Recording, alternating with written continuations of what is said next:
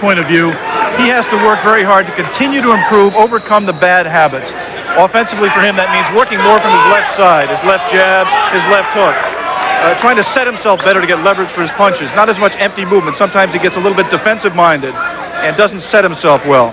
Defensively, he can't back straight out. He has to slip punches to the side to remain in a position to punch. From Richard Aguirre's point of view, he has the same problem that every Breland opponent is faced with. How to get inside of Breland's long reach. You can't just throw a single punch and lunge in. You must work in behind a jab or slip a punch, and that's what Aguirre's going to have to do. From the point of view of Aguirre, his style may be just right to make a good fight here because he can keep his hands moving on the inside. He is a good in-fighter, and Breland will have to try to tie him up on the inside. Okay, let's take a look now at the tail of the tape. Both men are very young. Mark 22, Aguirre is 21. Breland with a big height advantage. He's 4 inches taller. And, of course, Breland has that enormous reach for a welterweight, 77.5 inches to 70 inches for Aguirre. So here we go. This one is scheduled for 10 rounds in Lancaster, Pennsylvania. Breland in the white trunks and Aguirre, who has vowed to come out aggressively, in the red trunks. And it is Aguirre who does come out more aggressively than he has in the past, and the two in an exchange in the opening seconds of this fight. Right there in those opening seconds, you saw the problem that faces all Breland opponents also. They have to be aggressive, but they have to be defensive-minded as well. They can't come in wide open. And even though he has only the 4 knockouts, as you saw the open, as Breland comes through with a right hand and then misses with a right, he can put you down with one punch, just as Don Shiver, what happened to Shiver in Norfolk, Virginia.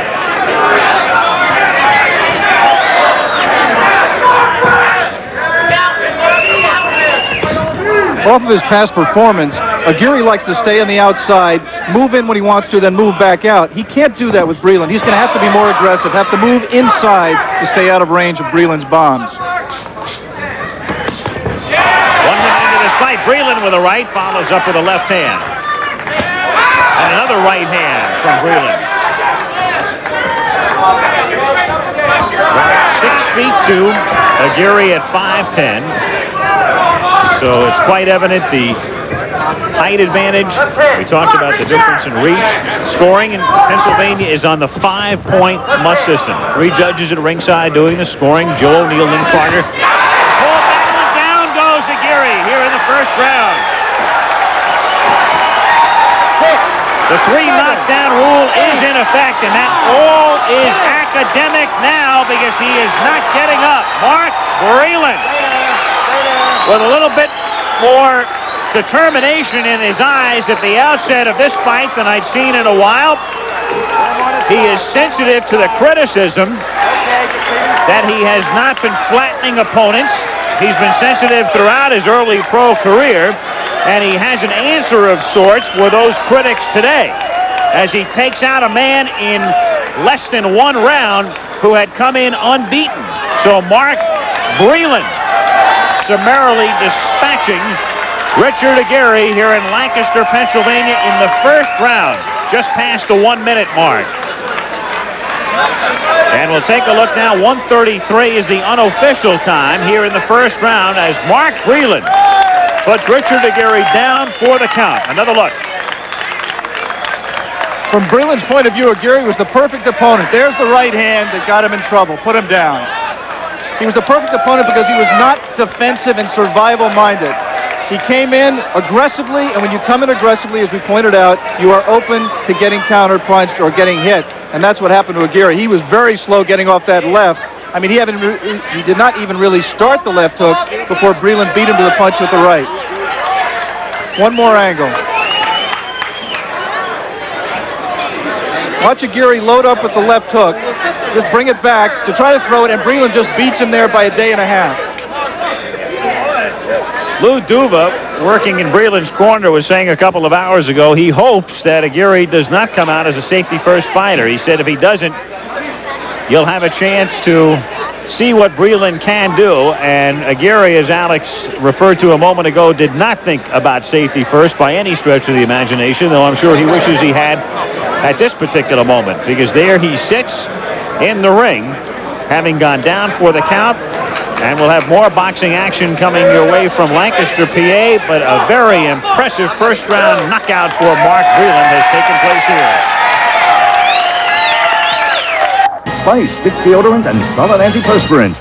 All I could say, all I could remember, get this guy out the way, and the way will be paid for it. I didn't think Clay won the fight, the second fight, not at all. The fight in Manila, my eyes were closed. I couldn't continue.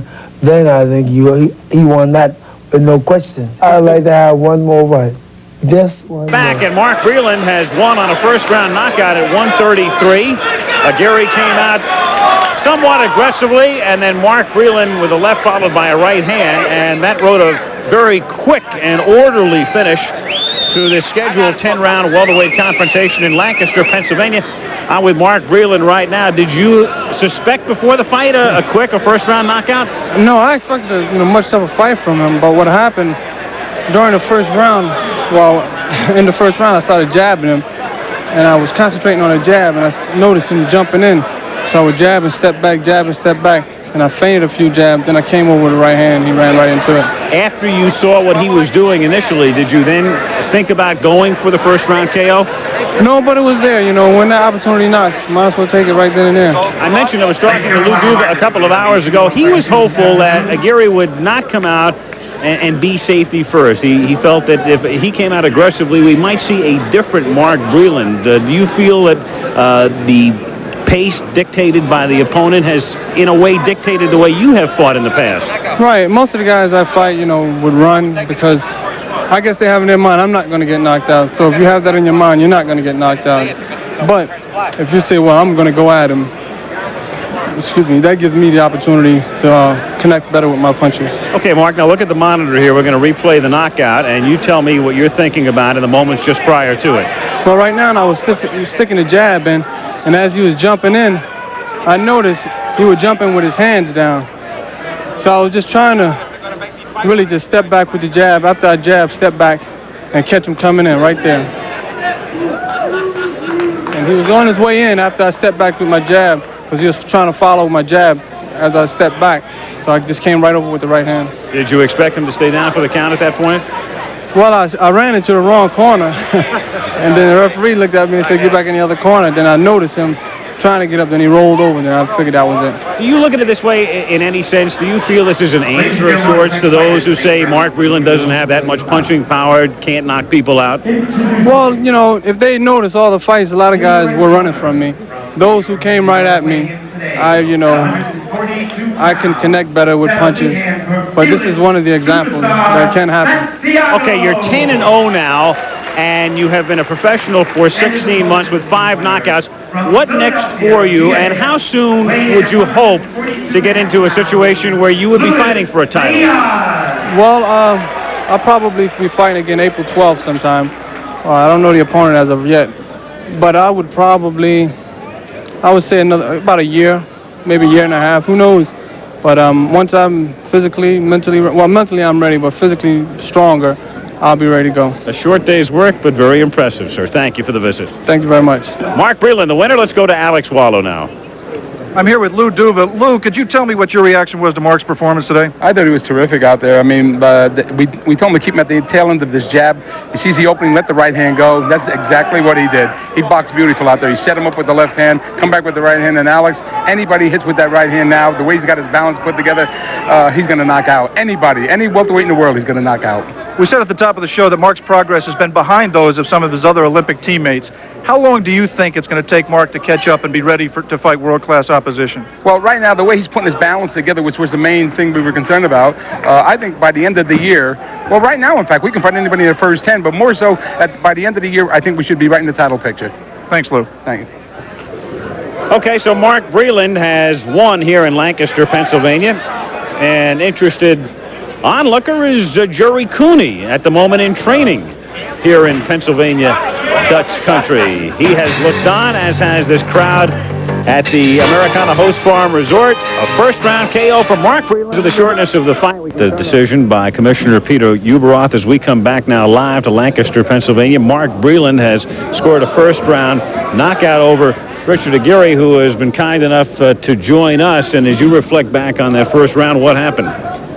Well, Mark Breland is the first guy that I've ever fought that was as tall as that, and I underestimated his hand speed. He's a good fighter. He dropped a good right hand, and it happens. You came out, it appeared, pretty aggressively at the outset of round one. Was that your plan, to come out and to try to work inside and to try to take his reach advantage away early if you could? That was part of my plan, but the other plan was, not too many fighters get this opportunity to fight a guy like Mark Breland. So I guess I was just a little bit overexcited, but I'll take defeat as well as victory. I learned a lot from this fight, what little time it happened. So, well, I'm sure a very discouraging moment, but we thank you for coming by and talking with us, Richard. Good luck to you. I'd like to thank all my sparring partners in San Diego, and maybe next time. Okay, thank you, Richard. Mark Breland, the winner. Today on NBC Sports World, we are live from Caesars Palace in Las Vegas, Nevada.